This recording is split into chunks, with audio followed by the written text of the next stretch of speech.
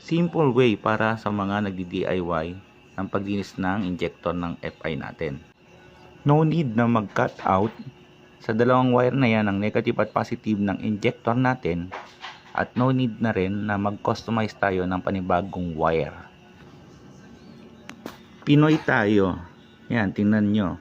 Nag-customize lang ako ng mga hose na para mag-fit yung hose ng FI cleaner natin or carb cleaner.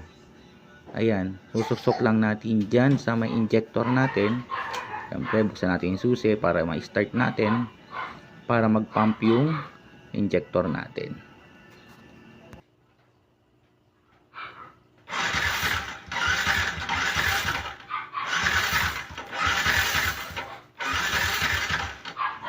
Ganun lang kasimple. Sana makatulong sa mga mahilig mag-DIY or nagtitipid sa labor.